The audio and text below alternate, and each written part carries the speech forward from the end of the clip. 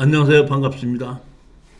오늘 토지개발이다의 마지막 강의 제7강하고 8강인데 오늘의 강의는 개발행위 허가, 토지의 개발은 인허가를 받는다는 얘기거든요. 근데 인허가를 받기 위해서는 개발행위 허가를 받아야 되는데 개발행위 허가, 즉 다시 말하면 인허가를 받기 위한 조건이 있다 이런 얘기입니다. 그 땅을 개발을 하기 위해서는 내가 인허가를 받을 수 있는 개발행위 허가 받을 수 있는 조건이 무엇인지 알고 그거를 사서 개발을 할 수가 있어야지 그렇지 않으면 개발 자체가 안 될 수도 있다는 얘기입니다.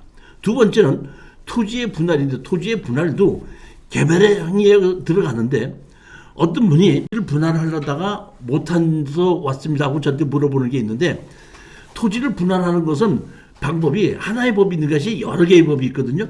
대부분 이 법 때문에 안 된다 이렇게 생각하는데 그 법 때문에 안 될 때는 다른 법을 가지고도 분할할 수 있다는 얘기입니다.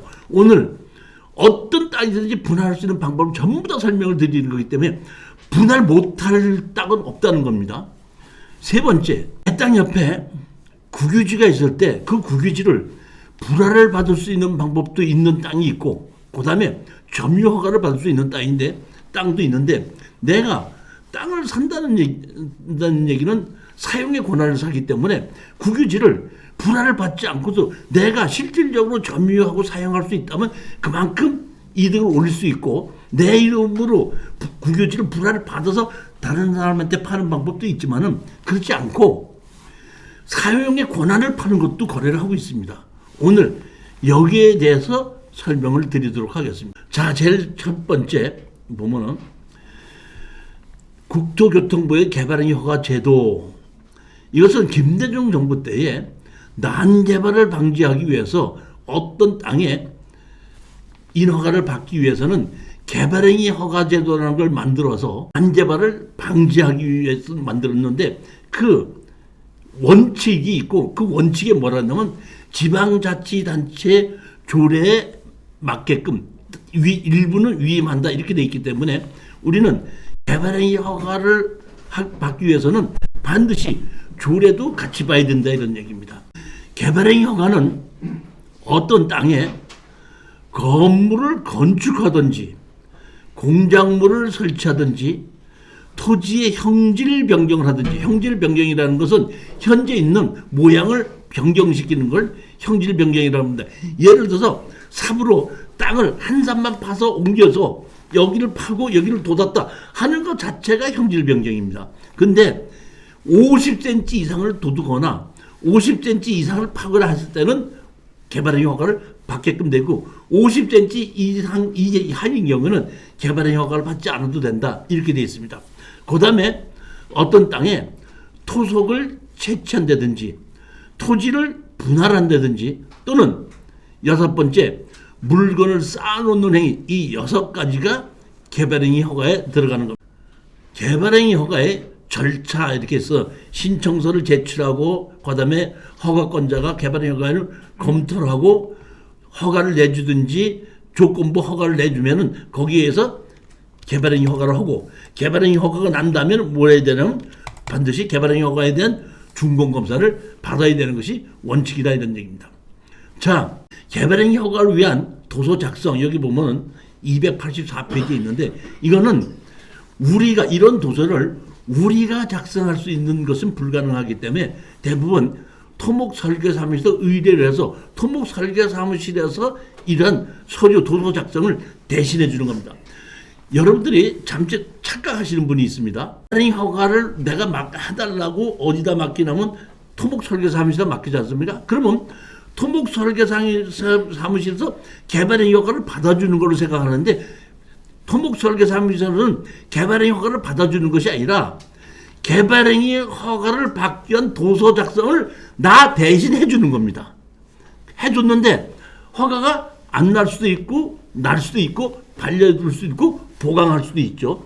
그렇기 때문에 어떤 분들은 보면은 토목설계사무실 사람이 워낙에 아주 나쁜 사람이 아니라면은 이거는 개발행위 허가가 날 것이라고 생각하고 내가 계약을 해서 대부분 그 서류를 대신해서 만들어 줬다가 나중에 안 된다고 반려하게끔 되면은 왜 네가 허가를 내준다고 했다가 안 내주느냐 이렇게 소송을 하겠다 뭐 이런 사람이 있는데 절대 생각 자체를 토목 설계 사무소에서 인허가를 받아주는 것이 아닙니다. 뭘 한다고 그랬죠? 도서 작성을 대신해 준다 이런 뜻입니다. 개발행위 허가의 기준, 개발행위 허가는 난개발을 방지하기 때문에 원칙적으로 이렇게 보면 그 도시관리계획에 어긋나지 않아야 된다 하는 것은 원칙입니다. 그 원칙이고 우리가 알아야 될 것은 4번과 5번입니다. 여기 보면 여러분 교재 233페이지입니다. 보시게끔 되면 지의 경사도, 수목 상태, 물의 배수, 그 다음에 기반 설치에 필요한 용지의 확보 계획이 적합할 것 이겁니다. 다시 말하면 경사도, 인목본수도, 표고도 세 개를 보고 배수로, 그 다음에 도로 이 5가지를 보는데 해당 개발행위에 따른 기반시설의 설치나 원래 도로나 배수로는 지방자치단체에서 지방자치단체에서 만들어준 도로나 배수로에 접한 땅은 개발행위 허가 받지 않고도 거기에 연결시켜서 그대로 인허가를 받을 수 있지만은 내가 집을 짓는 곳이나 개발하는 곳이 지방자치단체가 만들어 놓지 않은 도로 또는 배수로에 직접 연결할 수 없고 다른 사람의 땅을 통해야 된다 그러면 그 사람의 사용승낙을 받아야 되고 거기에 들어가는 기반시설은 개발자 당신이 해라 이런 뜻입니다. 이것이 뭐예요? 개발행위 허가입니다. 즉 기반시설이 없는 곳에서는 원칙적으로 개발행위 허가를 내주지 않겠다 이런 뜻입니다. 원래 건축물의 허가는 용도 지역에서 어떤 종류의 건물을 얼만큼 지을 수 있다 그러면 개발행위 허가 받기 전에 그만큼 기반시설이 없어도 용도 지역이 이렇게 됐으니까 계획관리 지역인데 계획관리 지역에 이렇게 됐으니까 내 이 집을 이렇게 지어달라 하면 허가를 내줄 수밖에 없었는데 거기에 따른 문제점이 많이 생긴 게 도로 배수로였습니다. 그러니까 개발행위 허가를 만드는 것은 기반시설이 없는 가장 중요한 것이 도로와 배수로가 없는 곳에 지방자치단체가 만들어 놓지 않은 곳에 개발해서 건물을 지은다고 할 때는 건물을 짓는 사람이 거기에 들어간 기반시설을 설치하는 조건으로 인허가를 내주는 거거든요. 그러니까 어떻게 보면 잘못하다 보면 땅은 5천만 원 주고 샀는데 거기에 연결시키는 기반시설이 5천만 원보다 더 들어갈 수 있다 이런 뜻입니다. 따라서 우리가 어떤 땅을 매입하고자 했을 때는 기존으로 기반시설이 설치되어 있는 것이 어딘가를 확인해보고 그 기반시설과 내 땅의 거리가 얼만큼 되는가를 보고 만약에 기존으로 기반시설이 없는 곳일 때는 땅값이 문제가 아니라 그 기반시설을 연결시키는 데까지 자부담이 들어간다는 걸 반드시 생각해야 되는 것이고 정부에서는 이렇게 만들어 놓은 것이 난개발을 방지하기 위한 것인데 저 어렸을 때 시골에 이렇게 가보면은 이렇게 농로 같은 도로는 있었죠. 도로는 있었는데 거기에 출입을 하고 있는데 거기다 집을 지어놓고 배수로가 정말 정식 하수도에 연결시키지 못하다 보니까 배수로를 인근 밭에다가 그냥 내보내서 그 밭에 오물이 나오는 걸 여러 번 봤었습니다. 개발행위 허가를 통해서 그러한 배수로나 진입도로가 없는 것은 인허가를 내주지 않는다가 원칙인데 본인이 돈을 들여서 내겠다, 기반시설을 본인이 만들겠다 할 때는 인허가를 내준다 이런 뜻이에요. 개발행위 허가의 규모, 도시지역에서는 상업적, 자연녹지지역 이런 경우에는 1만 제곱미터 미만, 공업지역에서는 3만 제곱미터 미만, 보존녹지지역에서는 5천 제곱미터 미만, 관리지역은 3만 제곱미터 미만, 농림지역 3만 제곱미터 미만, 자연환경보존지역에서는 5천 제곱미터 미만. 요 면적만이 개발행위 허가로 가능하고 이 면적이 넘어가면 개발행위 허가가 아니라 다른 법으로 개발해야 됩니다. 예를 들어서 도시개발 또는 지구단위 뭐 이런 식으로 해서 개발을 해야 되는 건데 요거는 소규모로 개인이 개발할 수 있게끔 만든 것이 국토의 계획과 이용에 관한 법률엔 개발행위 허가의 규모 이 이상은 안 된다 이런 얘기고 만약에 이거를 직계 좀비속으로 쪼개갖고 했을 때는 하나로 봅니다. 그러니까 직계 좀비속으로 하지 않고 다른 사람으로 했을 때는 잘랐을 때는 개발행위 허가가 가능한데 직계 좀비속으로 잘랐을 때는 하나의 면적으로 본다 이런 뜻입니다. 개발행위 허가의 검토 사항입니다.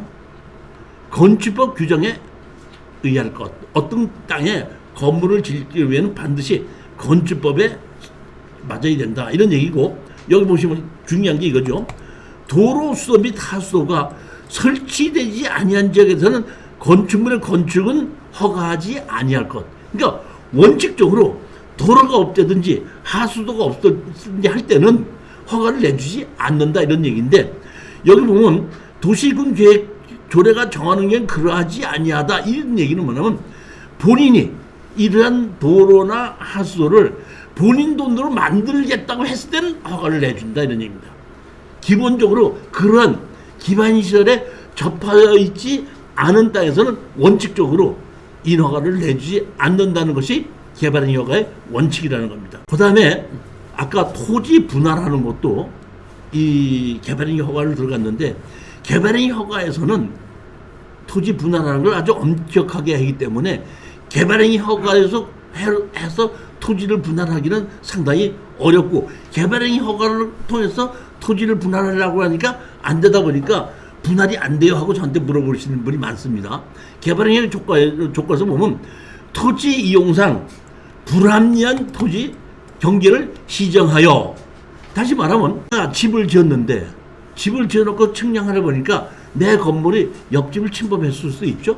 그럴 때 건물을 철거하지 않고 옆집 땅을 분할해서 이쪽으로 합필하는 조건으로 분할을 해준다 이런 얘기입니다. 개발행위 허가 때 분할로 남는 토지의 면적이 분할된 토지와 인접 토지가 합필된 후에 면적이 분할 제한 면적에 미달하지 않을 것. 다시 말하면 일정 규모 미만으로 남게 될 때는 분할을 안 해주거든요. 그럴 때 분할을 해서 옆에 필지하고 합필을 하더라도 일정 규모 이상이 됐을 때는 분할을 해주지만 일정 규모 이하로는 분할을 안 해준다 이런 뜻입니다. 넓이 5m 이하로 분할하는 경우로서 토지의 합리적인 이용에 지장이 없을 것. 필요한 경우는 어쩔 수 없이 5m 이하로도 분할해 줄 수 있지 않습니까? 근데 그때 합리적이 된다는데, 이 가장 중요한 게 뭐냐면, 이럴 때 분할하는 게 뭐냐면, 개발행위 허가로 토지를 분할한다 그러면 내가 도로를 만들겠다고 하면은 분할을 해줍니다. 그것이 4m가 됐든지 5m가 됐든지 간에 도로를 만들겠다고 그러면 분할해준다. 아까 개발행위 허가의 기준은 지방자치단체에게 위임한다 그랬죠. 그런데 제가 개발행위 기준이 뭐라 그랬죠? 경사도, 임목변수, 표고도, 그 다음에 도로 배수로. 도로 배수로는 현황에 관한 얘기고, 경사도, 임목변수, 표고도는 자 보면은 어떤 지방자치단체든 그것을 다 정해놨습니다. 자 보면 서울시 도시계획조례 보시게끔 되면 공익상 적정 여부, 이해관계인의 보호 여부, 그 다음에 조경 및 재개방 등의 조치 필요, 관계 변경 구장한 공공시설 확보 여부 등 해서 6가지만 나와 있다는 얘기는, 아까 제가 얘기한 경사도, 임목변수, 표고도는 서울시 조례에 없지 않습니까? 그러면 서울시에서는 경사도, 임목변수, 표고도를 안 본다 이렇게 생각하시는 분인데, 그 잘못된 겁니다. 조례에 나와 있지 않는 것은 결정을 안 한 것이 아니라 법대로 간다 이런 얘기입니다. 그러니까 서울시에서는 개발행위 허가 조건을 법대로 가고 거기 위에다가 이 6가지를 더 본다 이런 뜻입니다.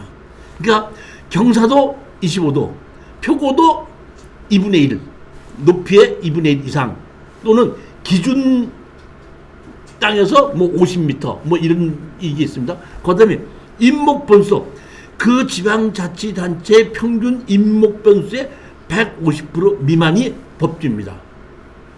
서울시에서는 개발행위 조건을 경사도, 임목변수, 표고도는 법대로 가고 나머지 6가지를 더 본다 이런 뜻입니다. 부산시 도시계획조례 보면 등구성, 표고 등이 인근 개발지보다 높은 곳으로 지역권을 보아 형질 변경을 하면서 주변 환경 미관을 크게 우려가 해칠 수 있는 지역은 제외할 것. 보면 조금 좀 애매하죠. 형질 변경이 이루어지는 훼손자의 토지 경사도가 얼마? 30%.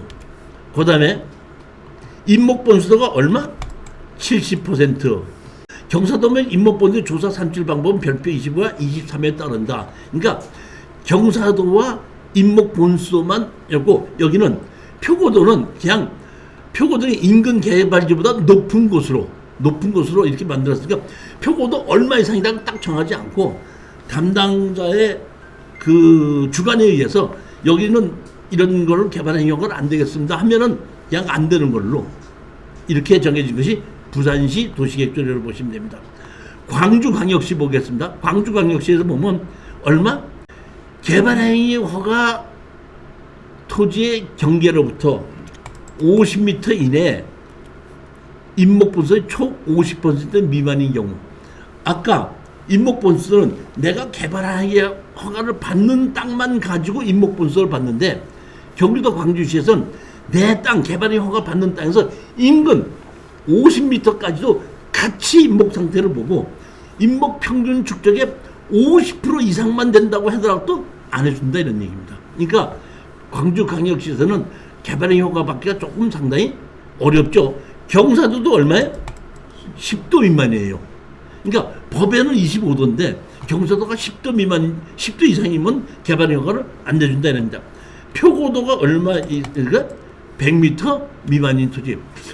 표고도가 100m 미만이라 그러면 얼마게 되는지 얼른 잘 기억이 안 나지만, 여러분이 아셔야 될 것은 그 우리 대관령이 옛날에 구도를 가게끔 되면 그 대관령을 넘을 때 거기 여기가 뭐야? 표고도 700 몇십 미터라 이렇게 넘어 있으니까 그 대관령 고개의 7분의 1만 넘어도, 높이가 넘어도 광주광역시에서는 개발행위 허가를 안 내준다. 인허가를 받을 수가 없다, 이런 이게 원칙이라니까. 그러니까 도로가 있든지 없든지 상관하지 않고, 배수로가 있든지 없든지, 본인이 만든다고 했든지 만든지 상관하지 않고, 경사도, 임목본수도, 표고도 세 개가 이렇게 지방자치단체 조례로 정해놓은 거라. 성남시 도시계획조례 보시면 토지의 경계로부터 얼마 미만까지? 30m. 아까 광주광역시는 50m인데 여기는 30m에서 임목본수도가 얼마? 50m. 경사도가 얼마? 15도 미만이요. 녹지지역은 12도 미만. 그 다음에 지목이 대지인 토지는 몇 미터 미만? 15도 미만. 이거는 그러니까 성남시 시의원들이 조금 잘못한 것 같아요. 뭐냐면은 지목이 대지로 돼 있는 땅은 개발행위 허가 자체를 받지 않습니다. 아까 땅이 28가지 지목이 있는데 대지, 공장용지, 학교용지, 창고용지, 주유소용지, 주차장, 이거는 이미 기반시설이 설치되어 있는 건 땅이기 때문에 개발행위 허가를 받지 않고 그냥 해주는 건데, 여기 보면 그러니까 성남시 시의원들이 대지는 15도 미만이라 얘기한 것 자체는, 대지는 개발행위 허가를 받지 않는 땅인데 조금 실수로 이거는 잘못 집어넣은 게 아닌가, 전 그렇게 생각하는 겁니다. 성남시에 보면 취락지구에 보면 성남시 도시계획 시행규칙 보존녹지 않아서 건축할 수 있는 건축물, 보존녹지지 않아서 단독주택 허가시 도시계획조례 제45조 2항 조례에 따라 성남시에 3년 이상 거주하고 있는 자에게 한 개동의 주택에 하나에 건축할 수 있다.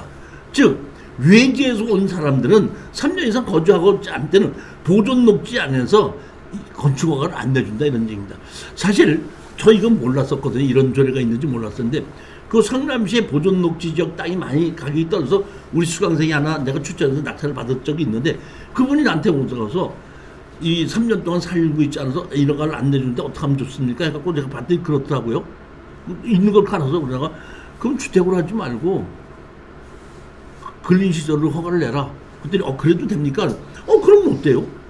근린시설을 허가를 내가지고 그때 허가를 받은 적이 있다 보니까 근린시설로 해서 허가를 받다 보니까 1가구 2주택으로도 안 들어가고 훨씬 더 좋았던 경우도 있을 수 있는데, 제가 보기엔 이런 것도 성남시에 있어 조례 만드신 분이 아까도 실수됐지만 이것도 제가 보기에는 그렇게 바람직한 조례가 아닙니다. 쉽게 얘기해서 제주도에 농지 취득 자격증명서를 떼려면은 제주도에 주민등록이 옮겨 있어야 되지 않습니까? 그거 하나로만 해도 제주도에 있는 그 땅값이 지금 반값으로 떨어지는데, 그런 조례를 만들어 자기네 땅의 가치를 떨어뜨린다는 것 자체는 좀 상당히 그 보면 부동산을 가지고 있는 사람으로서는 자기 부동산이 올라가는 것이 좋은데 외부에서들 많이 들어와서 계속해서 투자를 해갖고 가격을 올려야 되는데 못하게끔 막는다는 것 자체가 제주도도 그렇고 성남도 그렇고 제가 보기에는 그렇게 썩 좋은 이 조례는 아니지 않는가 저는 그렇게 생각합니다. 물론 생각은 다를 수가 있는데 제 생각이 그렇다는 얘기지 내 얘기가 맞다는 것은 아니고 조금 좀 양평군 도시계획조례 보시게끔 되면 평균 인목 축척에 얼마? 150%. 경사도가 얼마? 25m. 기준 지방고를 해서 얼마? 50m. 이거는 제가 보기에는 양평이 경기도에서 시로 되지 않고 아직까지 군으로 남아있는 곳이 몇 곳이 있죠? 연천군, 가평군, 그 다음에 양평군. 군에서 시로 되려면 5만 이상이 되면 시로 승계가 갈 수가 있는데 아직 5만이 안 된다는 얘기 아닙니까? 수도권인데. 그러다 보니까 인구를 좀 계속 늘려야 되고 인구가 늘어나는 만큼의 그만큼의 뭐라 그러죠? 국회의원 수도 늘어나지 않습니까? 그러다 보니까 양평군이나 가평군에서는 개발행위 허가를 개발행위 조례를 법이 허용하는 데까지 다 허용한 것이 양평군, 가평군입니다. 그래서 인목 축적의 150%, 경사도 25m, 기준 지방고를 해서 50m.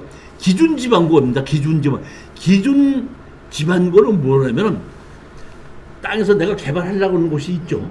개발하려고 하는 곳을 하늘에서 수평 투영으로 내려봐서 내가 개발하는 곳과 가장 가까운 도로법에 의한 도로의 높이가 기준 지방고예요. 그러니까 도로법에 의한 도로보다 50m 이상 되는 곳은 개발 허가를 안 내준다는 것을 아까 광주 광양에서는 표고도로 100m를 봤는데 여기서는 기준 지방고에서 50m입니다. 기준 지방고는 아까도 말씀드렸지 하늘에서 투영면적으로 내려다봐서 내가 개발행위 허가를 받기 위한 땅과 가장 가까운 도로법에 의한 도로의 높이가 기준 지방고가 되고 거기에 의해서 높이가 50m 이상 차이가 나면 안 해준다 이런 뜻입니다. 개발행위 허가 운영 지침 249페이지입니다. 보면 2021년도에 여기에 개발행위 운영 지침이 나오기 때문에 상당히 최근 것입니다. 중요한 것은 제가 아까 개발행위 허가를 받아야 되는데 개발행위 허가를 안 받아도 되는 거를 우리는 알아야 되는 거예요. 그러니까 내가 어떤 땅에 샀는데 이 땅이 개발행위 허가를 받아야 되느냐 개발행위 허가를 받지 않아야 되느냐 이런데 예를 들어서 지목이 되지도 하게끔 되면 아까 내 땅서부터 지방자치단체가 만들어 놓은 기반시설 도로나 배수로가 없어도 건축 인허가 납니다. 예전에는 전부 다 그렇게 허가가 났었어요. 근데 지목이 대지가 아닌 땅은 개발행위 허가를 받아야 되기 때문에 개발행위 허가를 받으려면 반드시 기반시설이 내 땅 옆에 있어야 되는 겁니다. 따라서 내가 어떤 땅에 낙찰을 받아서 인허가를 받으려고 했을 때 내 땅 옆에 기반시설이 있느냐 없느냐에 따라서 하는데 지목이 대지인 경우에는 내가 기반시설이 없어도 나한테 하지 않고 그냥 인허가를 내준다는 얘기고 그렇지 않고 개발행위 허가를 받아야 된다는 땅은 내 땅에 기반시설이 없는 지방자치단체에서 만든 기반시설 도로와 배수로를 얘기하는 겁니다. 도로와 배수로가 없을 때는 내가 부담해야 된다는 거기 때문에 내가 땅을 투자하는 사람 입장에서 내가 기반시설을 투자를 해야 되는 땅이냐 기반시설을 투자를 안 해도 되는 땅이냐가 엄청나게 차이가 나는 겁니다. 그러니까 우리는 개발행위 허가를 받지 않아도 되는 땅이 어떤 땅인가를 우리가 봐야 되는 거예요. 자, 그 다음에 건축물의 건축입니다.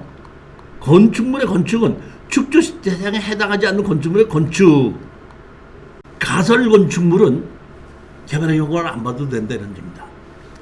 공작물에 설치하는 경우에는 무게가 50톤, 부피가 50제곱미터, 수평 투적이 50제곱미터 이하인 공작물의 설치는 개발행위 허가를 안 받아도 된다.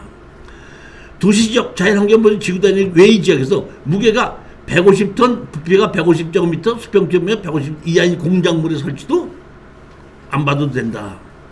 3번이 제일 중요한 겁니다. 이게 조성이 완료된 기존 대지의 건축물이나 그 밖에 공작물을 설치하기 위해 토지 형질 변경이 경우 조성이 완료된 기존 대지란, 다시 말하면 조성이 완료된 기존 대지는 개발 허가를 안 받아도 된다는 얘기입니다. 그러니까 아까도 제가 말씀드렸지만 28가지의 지목 중에서 이미 건축 인허가를 받아서 기반시설이 설치되어 있는 땅은 개발 허가를 안 받아도 되는데, 거기가 뭐냐? 지목이 뭐예요?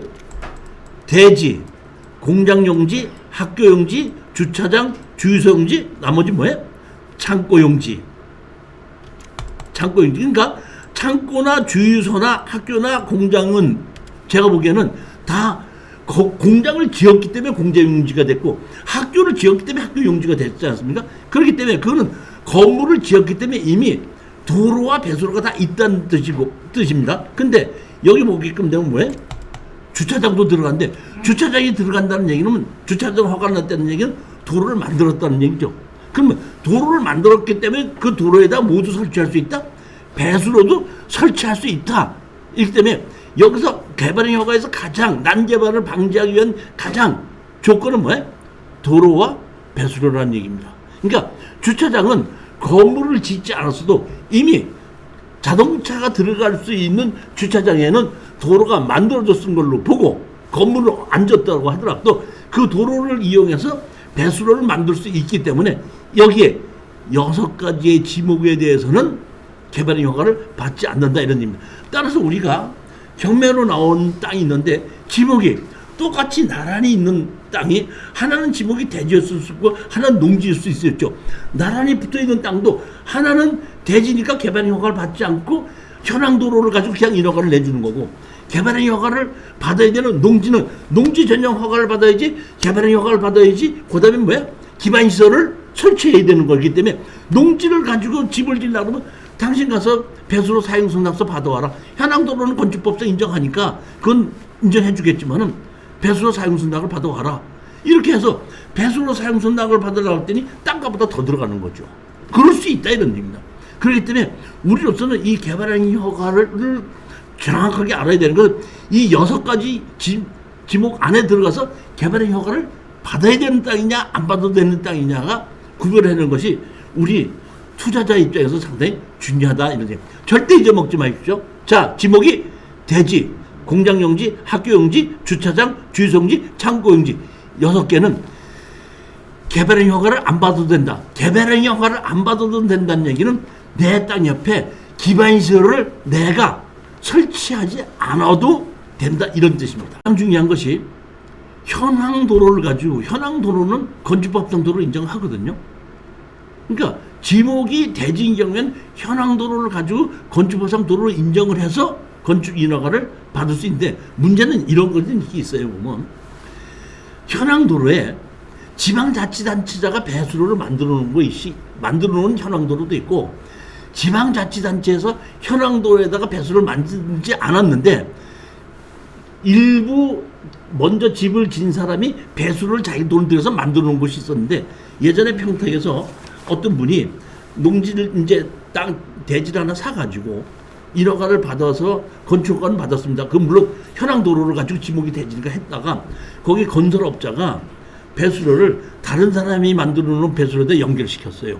그랬더니 그 배수로에 있는 사람이 내가 만드는 배수로에 왜 연결시켰냐 해가지고 나중에 2천만 원인가 3천만 원을 다 물어주고 그걸 해갖고 합의를 보고 그 배수를 그대로 사용할 수 있게끔 된 거 있기 때문에 그런 것도 조심하긴 해야 돼. 그러니까 사용승낙을 안 받아도 된다는 얘기지, 배수로를 남이 만드는 배수로에 내가 연결시켜도 된다는 얘기 아니까, 기존 배수로가 있는 것을 개인이 만들었는지 지방자치단체가 만들었는지 알아야 되고, 우리가 남의 땅을 이용해서 배수로를 만들 때는 먼저 배수로를 만드는 사람한테서 가서 얼마나도 주고 당신이 만드는 배수로에 연결시킬 때니까 좀 합시다 할 수도 있고, 그것이 안 된다고 할 때는 지방자치단체에서 만드는 배수로까지 내가 땅을 파서 직접 연결시켜야 될 수도 있다, 이런 얘기입니다. 몰래 연결시켰다가 나중에 그 돈 다 물어준 적이 있다, 이런 것은 아셔야 된다, 이런 얘기입니다. 그러니까 인허가를 받을 때는 문제가 없지만 실질적으로 건물을 지어서 배수로를 만들 때는 문제가 있을 수도 있다는 얘기입니다. 개발행 허가는 반드시 허가권자의 준공검사를 받아야 한다. 우리가 개발행위 허가를 받다가 중단된 것이 경매로 나온 적이 있거든요. 그러면 개발행위 허가를 준공을 받았다 그러면은 아무 문제가 없습니다. 근데 개발행위 허가를 받았긴 받았는데 준공 검사를 내지 않았다 그러면 개발행위 허가는 아까 형질 변경이 동반되는 거 아닙니까? 형질 변경? 형질 변경 해놓고 하다가 중단됐으면 옆에다가 뭐야? 피해를 줄 수 있잖아요. 장마가 온다든지 뭐 이렇게 온다 그러면 피해 줄 수 있기 때문에 인허가를 받을 때 반드시 무조건 2년 안에 준공을 시키게끔 돼 있고 2년 안에 준공을 시키지 않으면은 그 허가는 취소가 됩니다. 그 다음에 개발행위 허가를 우리가 받아서 인허가 서류를 받을 때는 원상복구에 대한 예치금을 냅니다. 그러니까 중간에 개발행위 허가를 받아서 중간에 수독을 하고 2년 이내에 원상복구를 준공을 내든지 원상복구를 해야 되는데 원상복구하지 않고 나가 자빠진다든지 경매로 진행된다고 했을 때는 지방자치단체에서 이 예치금을 가지고 원상복구 시킨다 이런 뜻입니다. 따라서 우리는 개발행위 허가를 받았다가 중단된 것이 경매로 나왔을 때는 준공검사를 받은 것이냐 준공검사 받지 않았느냐 개발행위 허가가 지금 취소가 됐느냐 아니면 지금 연장도 시킬 수 있습니다. 내가 보면 먼저 개발행위 허가 받은 사람한테 가서 도장을 찍어주면은 그러면 2년 이내인데 1년을 내가 다시 연장시켰다 해서 먼저 개발행위 허가 받은 사람을 그대로 연장을 시킬 수 있는 것인지 아니면 완전히 취소해서 원상복구해야 되는지 이런 내용을 잘 검토를 한 후에 입찰에 들어가고 결정하셔야 된다는 거예요. 사업이 완료됐다고 인정하는 경우에는 개발행위 준공검사 필증을 신청인에게 교부해야 된다. 우리가 이런 걸 보고 뭐라면 적지복구라고 얘기합니다. 적지복구라는 얘기는 뭐라고 얘기하냐면 어떤 땅이 예를 들어서 임야가 이렇게 있다고 가정합시다. 그럼 임야가 있으면 내가 건물을 지려면은 평지를 만들 거 아닙니까? 평지를 만들다 보니까 한쪽 면은 두두고 한쪽 면은 깎았을 거 아닙니까? 깎은 쪽에 옹벽을 만들고 그 다음에 두드는 쪽에도 축대를 쌓을 수 있지 않습니까? 그러면 축대를 쌓아놓고 옹벽을 친 것이 도면대로 완벽하게 했느냐를 검토하는 것이 그게 뭐야? 적지복구 준공이라고 얘기해서 구조계산대로 설계대로 다 정식으로 했다 그러면 거기에 대한 준공검사를 내준다 이런 뜻입니다. 따라서 개발행위 허가에는 이행담보, 이행보증금을 예치해야 됩니다.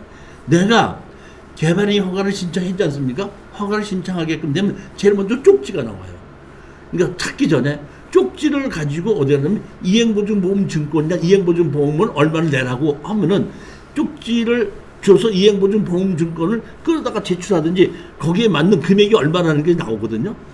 이행보증금 예치를 하는 것이 얼마라는 게 나오기 때문에 그거를 이행보증보험증권으로 끌든지 현금으로 납부를 해서 예치라는 은행에다 예치라든지 둘 중에 하나를 해야지 허가증을 내줍니다. 허가증을 내준 데는 뭐가 정한다면 그 허가증에 보면 준공 날짜가 정해져 있습니다. 개발행위 허가는.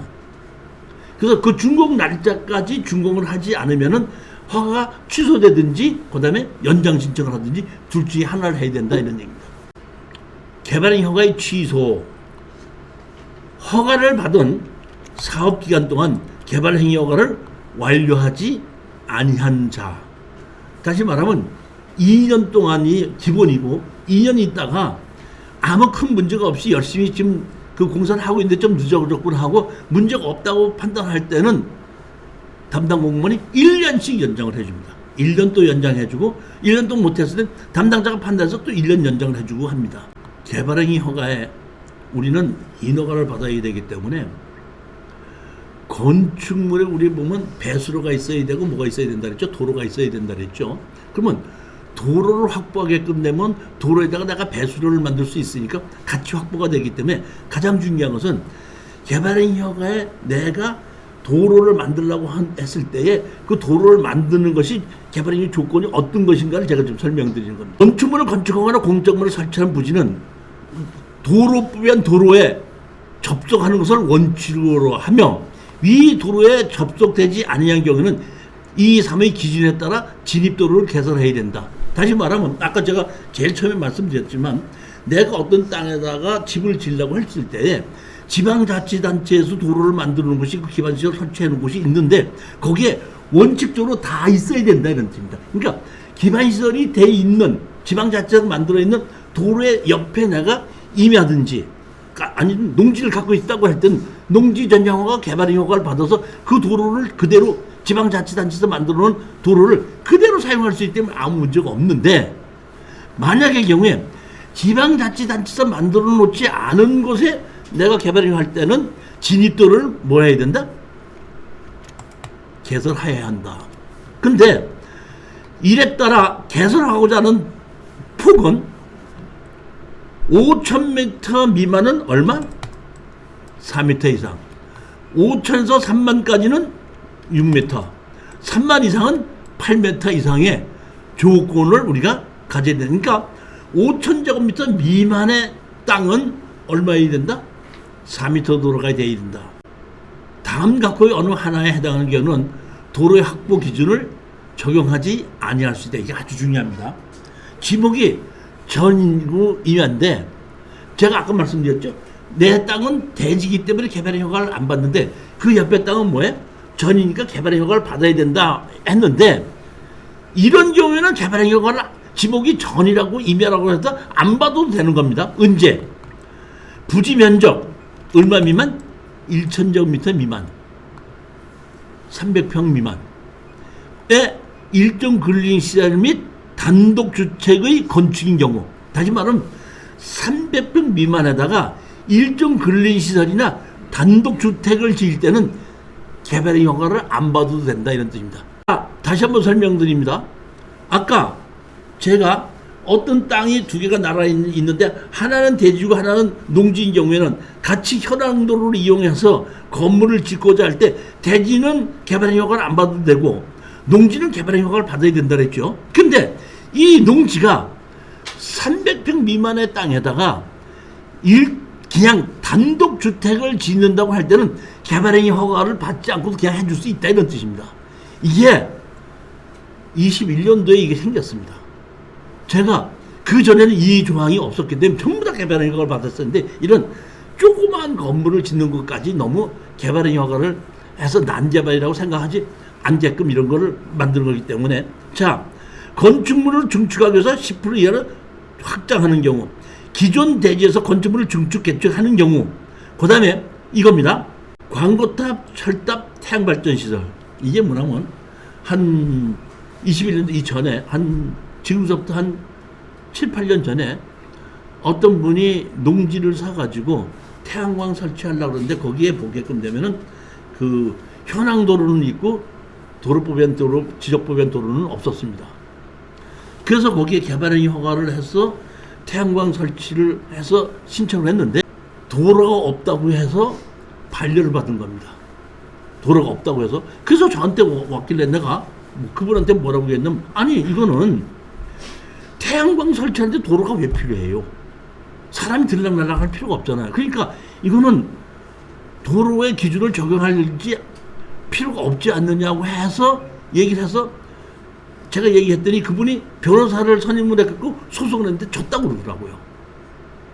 그랬을 때 제가 참 그거는 옳지 않은데 싶었었는데 그 후에 바뀌어갖고 광고탑이나 철탑이나 태양광 발전시설 같이 그 보면 교통 유발 효과가 없는 그러한 공작물을 설치할 때는 도로의 기준을 적용하지 아니한다는 것이 2021년도에 바뀐 개발의 허가의 지침에 나온 겁니다. 그러니까 개발의 허가의 지침이 지금 새로 바뀐 게 중요한 게 뭐냐면 아까 지목이 6개인 토지에는 개발의 허가를 받지 아니한다. 300평 미만의 일종 근린생활시설이나 단독주택을 지을 때는 개발의 허가 받지 아니한다. 그 다음에 광고탑, 철탑, 태양발전시설을 지을 때는 도로의 기준을 적용하지 아니한다. 이것이 2021년도에 변경된 개발의 허가의 조건이라고 보시면 됩니다.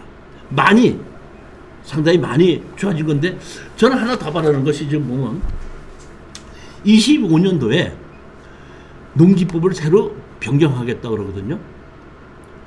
저도 이렇게 지금 진취적으로 생각을 해서 농지법을 이번에 바뀔 때 보면 가장 핵심적인 뭐였죠? 가장 핵심적인 게 뭐죠? 농촌 생활한 쉼터 만든다 그랬죠. 10평짜리 미만. 네, 뭐라 그러죠, 그게? 체류형 쉼터. 체류형 쉼터를 만드는 걸로 해서 농지법을 바꾼다고 했는데, 저는 그런 것이 뭘 해야 되냐면은, 지목이 전이 88년도 이전에 무허가 건물이 있을 때는 양성을 해준다 그랬거든요. 양성을 해주지 말고 88년 이전서부터 있던 농지는 무허가 건물을 대지로 만들어주는 겁니다. 그래서 그렇게 봐서 그거를 서민이 옛날에 무허가 집 짓고 샀던 걸 팔고 살 수 있도록 해줘야 되는데, 양성화를 시켜준다는 얘기는 국회의원들이 잘 모르는 얘기예요. 왜냐하면 양성화를 시키기 위해서는 그 양성화 시키는 돈이 엄청난 돈이 들어갑니다. 근데 그 양성화 시킬 돈이 없고, 그런 옛날 집에서 그 수도도 제대로 안 들어오고 화장실도 없는 곳에 사는 사람이 무슨 돈이 있어서 그걸 양성화 시키겠느냐고요. 그냥 양성화 시키지 않다 보니까 또 팔지도 못해. 무허가 건물이 있으니까, 허물기 전에는. 그러니까 그 옛날에 농사를 짓던 사람이 없던 사람이 이건 불쌍하다 싶으니까 국회의원들이 양성화를 시켜줄 수 있다고 법을 만들어 놨는데, 실질적으로 돈이 없는 거기서 사는 사람들은 도움이 안 되는 법을 만들었다, 이런 얘기죠. 그러니까 국회의원들도 그런 사람은 도움을 줘야 된다는 건 알긴 안다, 이런 얘기예요. 근데 방법이 양성화를 시키는 것이 아니라, 그런 경우에는 그냥 농지 전용 부담금을 내면은 대지로 바꿔주는 거거든요. 대지로 바꿔줘서 그거를 일반인에게, 무허가 건물이 있더라도 일반인들에서 팔아서 빨리 다른 곳에다, 그런 곳에다 건물을 새로 지을 수 있게끔 만들어줘야지, 무슨 화장실도 없는 그 집을 양성화를 시켜서 어떻게 하겠다는 거예요. 양성화 시키기 위해서는 도면 그려야죠, 정화조 만들어야죠, 구조계산서 만들어야죠. 구조계산 누가 해줍니까? 구조계산. 그 옛날에 30년, 40년 전에 지은 집을 구조계산을 누가 해주냐, 이런 얘기. 그렇기 때문에 제가 판단하기에는 그걸 해야 되지 않냐, 이런 것이, 이 농지법 바꿀 때에 체류형 쉼터 만드는 거, 그렇게 88년 이전서부터 무허가 건물로 지어지는 것은 양성화 시킬 수 있다는 것을 양성화를 시키지 않고 뭘로 바꿔준다? 그냥 농지 전용 허가를 내준다. 무허가 건물이 88년도 이전에 있을 때는. 그 다음에 또 하나는, 농지는 누구든지 살 수 있어야 됩니다. 다시 말하면 법인도 살 수 있어야 되고, 보면 중소기업진흥법에 보게끔 되면은 어떤 중소기업이, 다시 말하면 창업기업이 농지를 사서 공장을 지으려고 할 때는 농지 전용비용을 감면해준다, 이렇게 법이 되어 있거든요. 아니, 그런 법인은 농지를 살 수도 없는데 무슨 감면을 해줍니까? 그 감면해준다고 만든 그 사람들은 진짜 뭘 몰라도 한참 모르는 사람이, 살 수도 없는데 무슨 농지 전용을 하는 걸 감면을 해줍니까? 다시 얘기하자면, 누구든지 살 수 있게끔 만들어 놓고 사는 거는 문제가 안 된다. 다만 샀으면은 농사를 지어야 된다. 그러니까 사놓고 농사를 짓지 않을 때는 엄격하게 법을 만들어서 농사를 짓게 만드는 것이 중요한 것이지, 사는 것 자체를, 지금 농지 취득 자격증 명서를 발급받는데 뭘 하라 그러죠? 자금 출처대라 그러죠. 그 다음에 제주도 같은 경우는 주민등록 이전하라 그러죠. 그러면 그것이, 그런 법을 만드는 것이 농민을 위하는 거예요? 농민이 다 죽는 거예요? 지금 제주도에 있는 농지가 예를 들어서 10,000평을 10억을 가지고 대출을 받았는데 안 갚으니까 경매로 집어넣으면 3억까지 떨어져도 사는 사람이 없어요. 그러니까 10억에 팔 수 있던, 10억 땅에 팔아서 9억이든지 8억까지 팔 수 있던 농민들이 팔지 못하고 대출을 가진 그 농협도 망하고, 농사를 짓는 그 사람들도 팔지 못하니까 어딘가 망하고. 그게 농민을 위한 법이에요, 그게? 저는 그거 아니라고 생각해요. 그러니까 쉽게 얘기해서 농지는 뭔가 누구든지 살 수는 있다. 다만 농지를 샀으면 농사를 지어라. 그러니까 공장의 법인에서도 농지를 사서 공장을 짓지 않을 때까지 농사를 짓고, 어느 때 필요한 경우는 그 농지를 전용받아서 공장을 증축시킬 수 있지 않느냐, 이런 얘기죠. 그렇게 법을 만드는 것이 제가 보기에는 이번 25년도에 농지법을 바꾸는 것에 대해서는 저는 반드시 그렇게 했으면 좋겠다는 겁니다. 제가 이 농지나 이런 것을 강의를 하면서 제일 많이 느꼈던 것이 아쉬웠던 점이 농지법에서 그런 겁니다. 농지 사는데 무슨 뭐야? 자금 출자? 아파트 60억짜리 사는 사람은 자금 출자 안 해. 반파 아파트 그 파는데 저 54평짜리 얼마 전에 팔았는데 65억 주고 팔았다 그러더라고요. 그거 사는 사람은 자금 출자 안 하는데 저기 뭐야 1억짜리 농지 사는 사람은 자금 출자를 해야 된다는 이런 법이 어디 있냐 이런 얘기예요. 조금 전에 예. 동그라미 1번. 동그라미 1번 요거? 밑에, 예, 밑에 좀 치는 요거? 1천제곱. 예. 여기 앞에 수식어가 농업인, 임업인, 어업인 요게 들어가는. 그렇죠. 당연히죠. 농업이 임업이 들어갔을 때 천제곱. 1000제곱미터 미만의 근린생활시설 그러니까 일반인 일반인은 안 되고 일반인들은 그냥 단독주택이죠. 근린생활시설 하지 말고 단독주택으로 알아야 되죠. 아니 저게 한 문구에 있어가지고 단독주택이 끝에 있잖아. 일반인 저게 해당이 안 되는 겁니까? 저기 문장이 좀 애매해가지고 농림어업인이 어디까지? 아니 농업인 어업인은 2000제곱미터의 농산물 가공 유통 판매 이와 유사한 시설을 이런 거 거기까지 하고 아니면 부지 면적 1000제곱미터의 일종 근린생활이나 단독주택이 얘기하는 거죠. 요거는 일반인들, 요거는 2000제곱미터는 농업인 임업인 네. 그렇게 하는 겁니다. 283페이지 보시게 근데 뭐 개발행위가 문제가 많이 되기 때문에 이번에 또 하나 넘겨 보니까 개발행위 허가에 이력 관리를 해줘 갖고 불법으로 개발행위 허가를 내주지 못하게 해놓고 개발행위 허가를 내준 사람이 누가 담당해서 심사를 해서 개발행위가 넣었던 것을 다 작성하고 나서 나중에 그 개발행위가 문제가 됐을 때 그 사람에게 뭐야 책임을 묻겠다 하는 것이 들어갔더라고요. 지금 뭐 이게 21년도에 바뀐 게 이겁니다. 받은 사람하고 담당 공무원은 같이 냈지. 근데 만약에 혹시라도 밀양했다는 것보다는 담당자가 실수를 했다든지 뭐 했을 때에 개발의 효과를 이렇게 내주면 안 되는데 내줬다든지 했을 때 그 사람을 전부 다 적어놓고 이력 관리를 해갖고 누가 언제 어떤 조건을 어떻게 개발의 효과를 내줬다는 걸 다 관리하게끔 개발의 효과 대장을 따로 만들어 놓게끔 했다는 얘기예요 보면.